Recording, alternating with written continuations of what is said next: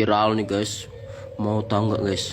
Ternyata guys, ya Prabowo itu punya perjanjian khusus dengan Jokowi. Ya, Sri Bintang Pamungkas bongkar semua ini guys. Ini videonya guys, dengerin guys.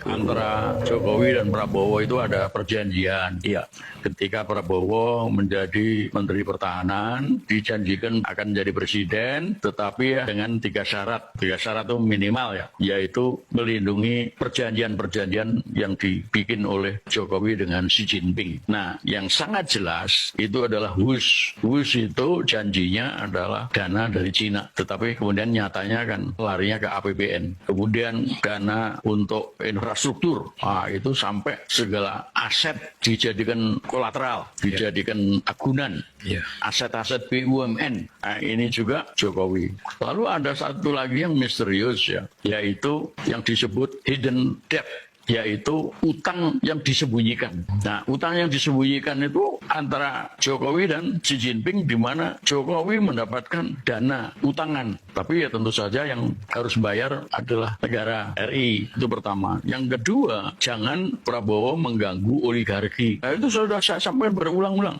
Jadi ketika Prabowo mengundang 9 naga, ketemunya beberapa kali lah. Apa yang terjadi di situ? Menurut pendapat saya ya, mereka itulah yang akhirnya memberi utangan kepada Republik karena udah kehabisan dana, ya, defisit APBN. Mereka lah yang menyokong, jadi menjadi supplier, menjadi donor utang lah. Nah, jadi Akbar saja beberapa hari yang lalu mengatakan keuntungannya itu berapa banyak itu dari PEK 1, PEK 2 dan PEK 3 masih jalan terus. Ya, saya kira pembangunan reklamasi itu jalan terus, dan itulah proyek-proyek yang diberikan kepada oligarki demi mendapatkan utangan dari mereka untuk menanggulangi perekonomian Indonesia. Jadi mereka bekerja sama. Yang ketiga, melindungi Jokowi dan keluarganya. Jadi tidak mungkin Prabowo itu memisahkan diri dari Jokowi, nggak mungkin. Demikian juga Jokowi akan terus mendukung Prabowo ya demi keselamatannya sendiri, termasuk